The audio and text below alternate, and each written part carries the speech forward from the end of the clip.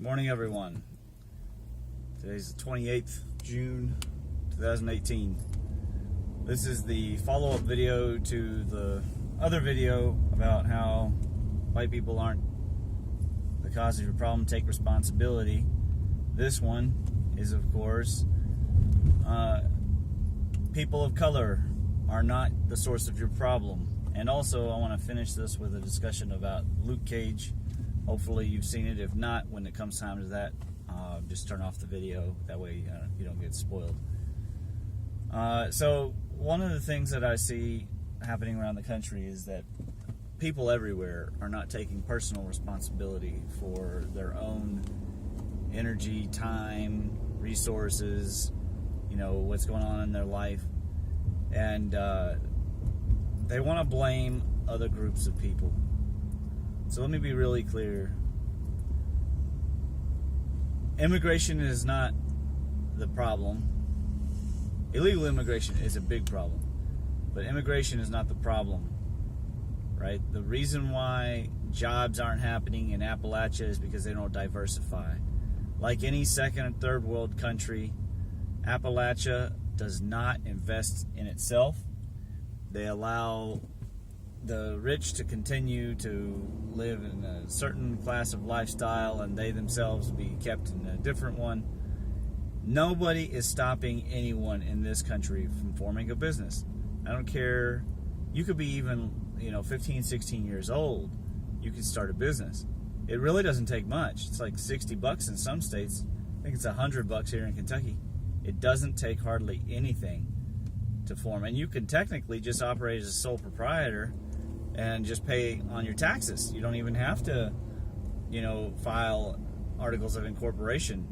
But even if you want to, with the internet, anyone can file, right? The problem is not people of color. If you're out of work, it's not that Hispanics are coming and soaking up all the jobs, right? It's not that African Americans receiving welfare stops you from having your own business. It stops you from making your own way in life. That is not a thing. So what I'm sick of is the narrative where everybody's got to blame another group for what's happening in their life. Now, I said illegal immigration is a problem. Yeah, that's a huge problem because it's an immune system problem, right? If the country is like a body, then of course it needs to have a strong border. That's every country. That's not just America. That's a general wide thing. Look at what's happening in Europe with these bombings. They can't stop the bombings. Why? Because they can't stop people from crossing the border. They can go from the Netherlands to Germany or France and then leave after that and go back. There's no way to stop them from going from one place to the other. That is a immune system problem. And having secure borders is important. Now, there are Chinese texts that have for a long time established that the countries or city-states that build walls around themselves are the first to be attacked because somebody wants something from them. It's better to be a city that has the ability to let people come and go. Yeah, but there is a proper way to let people come and go. In those cities that people were allowed to come and go, that had normal-sized walls, there was still a gate. There was still somebody checking at the gate to see who was coming in and who was going out. That's healthy. Your skin, your pores, every cell in your body has these borders and has these pores, right? You need to be able to let energy come in. You need to let energy go out. It is not healthy for it to be all going in one way. It's not healthy for Latin America to think that here in America we have this American dream that is like so perfect. It is not so perfect. There's a lot of problems here, just as there is in any country. Right now, the demographics in this country are shifting, and white people are going to have to start getting used to the fact that they're not going to be 80% of the population in 30, 40 years. If you don't like that, if you're white and you don't like that, you're like, oh, I only feel secure around my own group of people, which is what most of the world is like, so that there's nothing necessarily wrong with feeling that way. Frequently African Americans on campus, they want to have places where they could feel safe around, quote, their own people. There's the brand FUBU, for us, by us.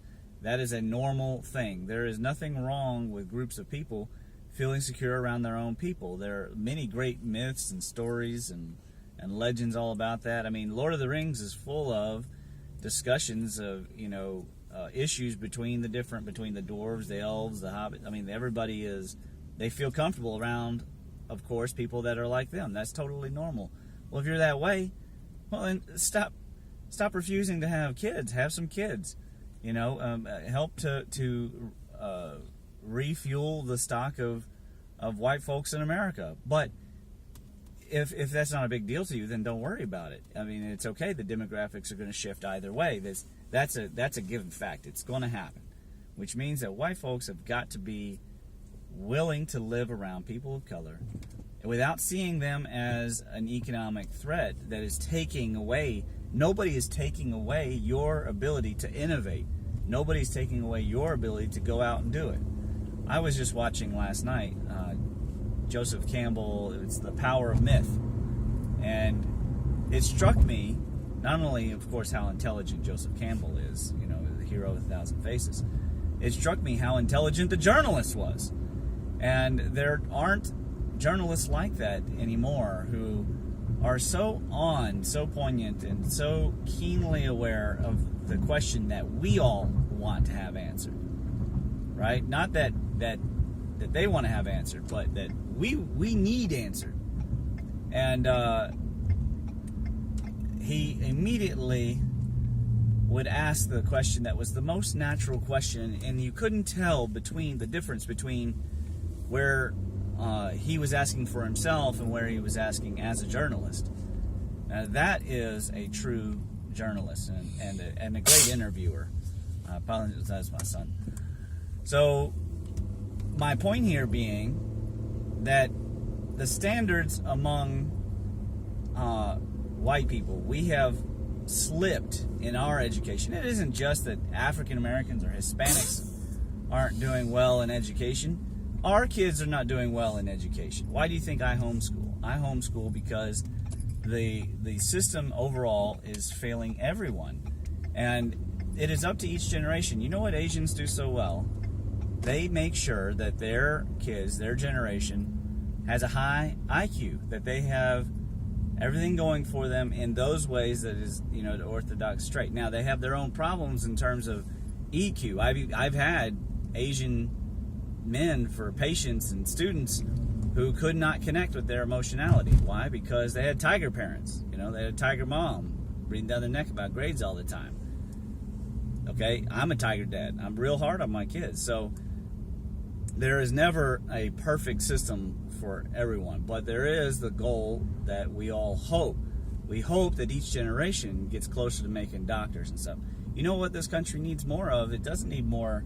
It doesn't need more doctors. It doesn't need more nurses, and it doesn't need more lawyers. What this country needs are more trained, technical, skilled jobs. I don't know if you've ever tried to hire a contractor lately, which by and large, they're either going to be white or Hispanic, but they're impossible to reason with sometimes. The contractors, a lot of them are very shady. You can't get solid amount of work out of them. They want a whole lot of money. Sometimes they don't want to answer phone calls, etc.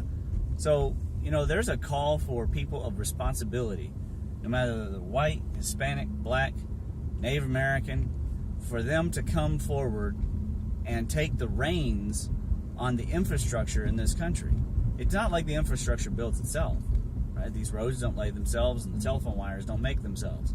Everybody's got to take some responsibility for what they're doing. And so that's why I want to emphasize, people of color are not your problem. I also see this on the internet a lot. People blaming the Jews. Let me tell you something. Israel might be in some kind of control. Hollywood's definitely a lot Jewish owned. But it is not some kind of Jewish conspiracy to turn everybody,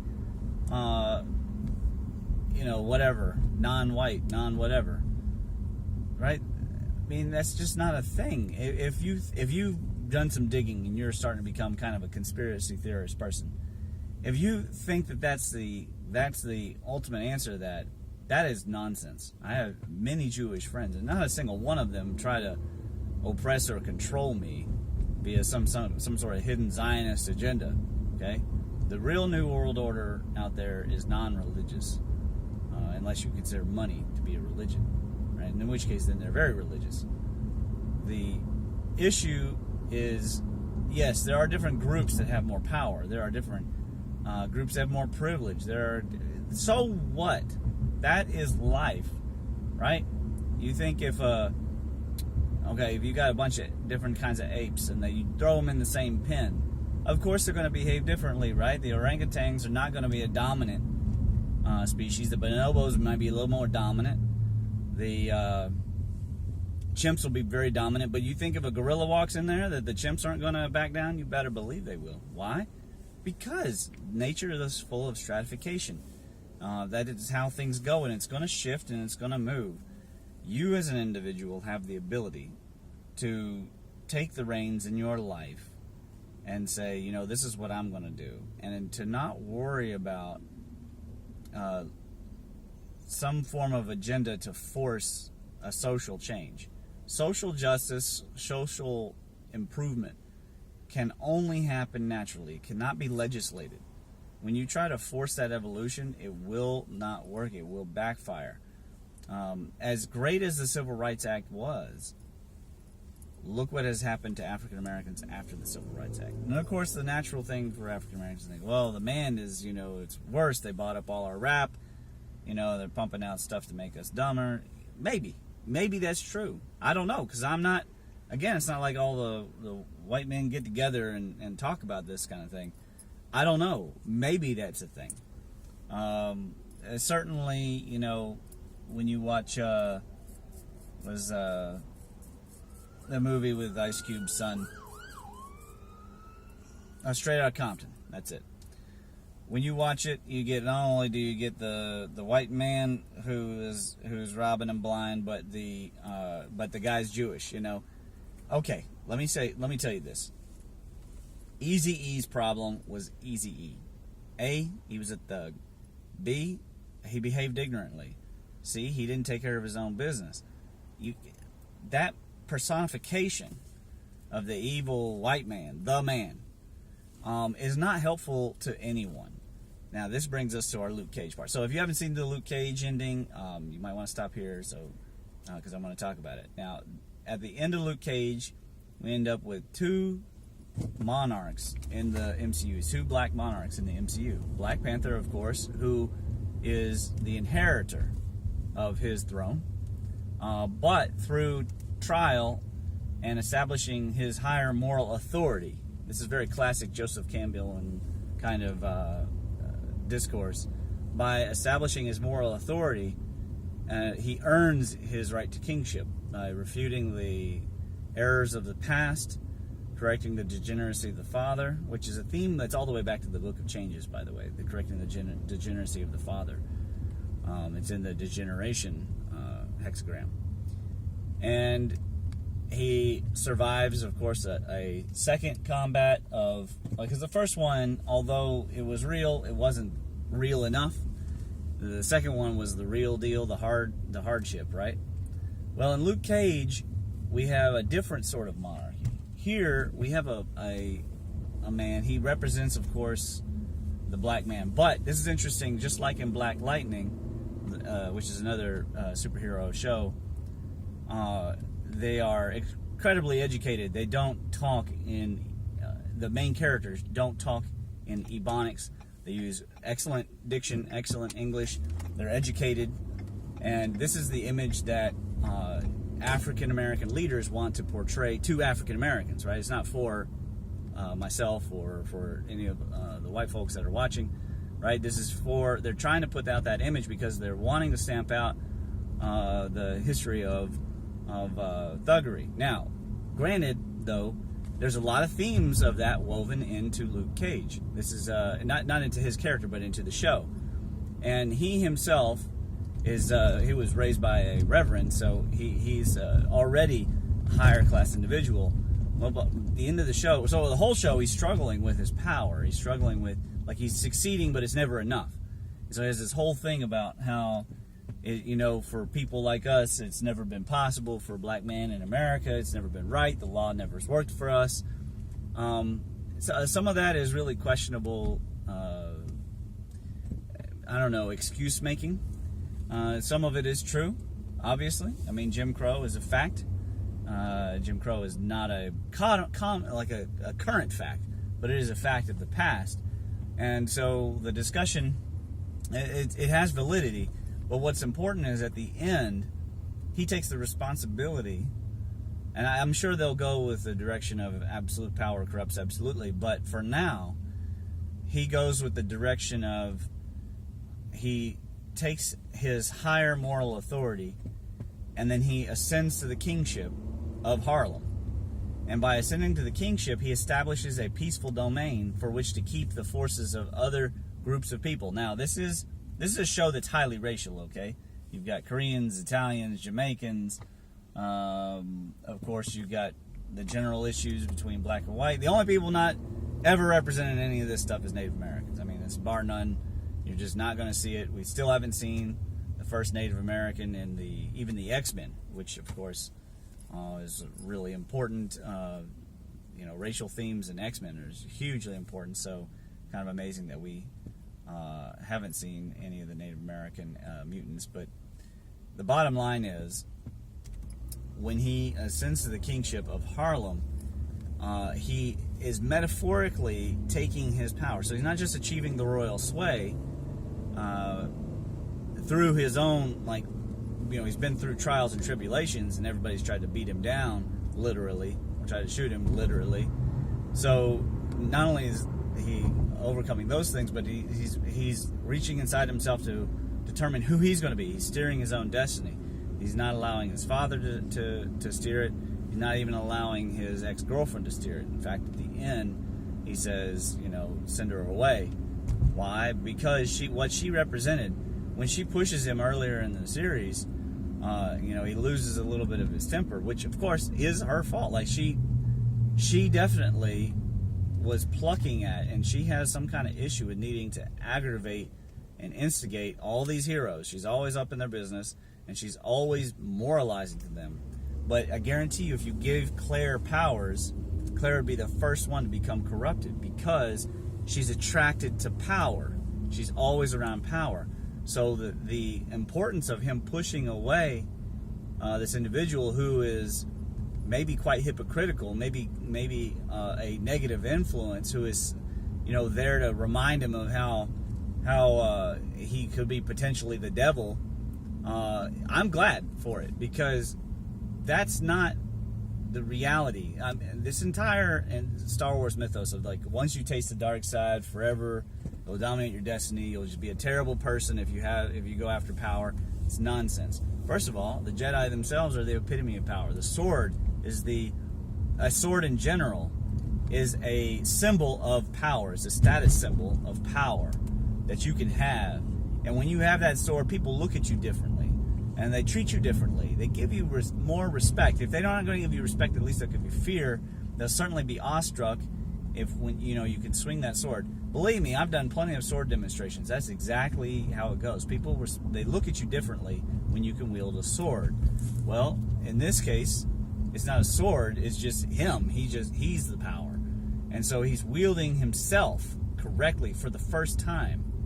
And by doing so, and he's dressed well, and he's got his bird's eye view, and he owns the crown jewel of Harlem, and of course it's a plot by his enemy Mariah to basically undo everything. This is a whole theme going back to Mars and Venus and the issue of male and female and women of power that become ice queens.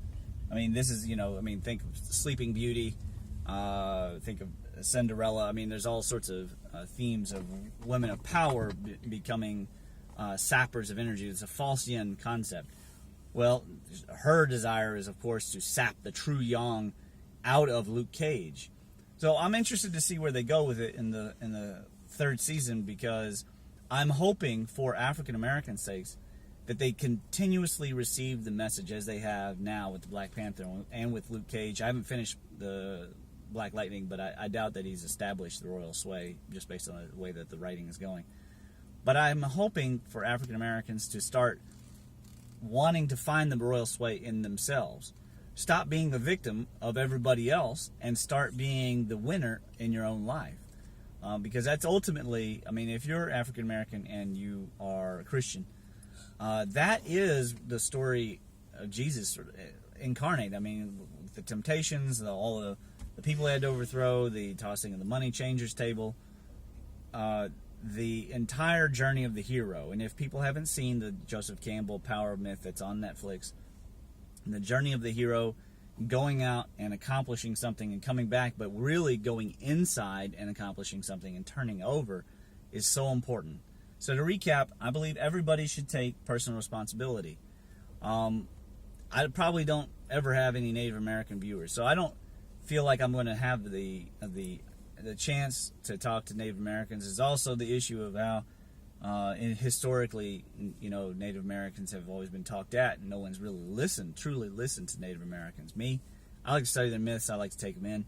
I'd love the opportunity to, give a lecture or a presentation, a conference to Native Americans to help them to attain their internal power, because they have had it really, truly stripped away, and they continuously strip it away from each other. The issues inside just the Bureau of Indian Affairs are notorious.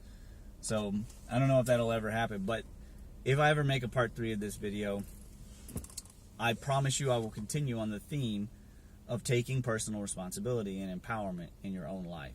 And I hope that's what you go forward and do. If you like this video, like, share, and subscribe. And if you don't, leave me a comment below as to what you disagree with, etc. And tell me your take on Luke Cage. And I'll see you next time.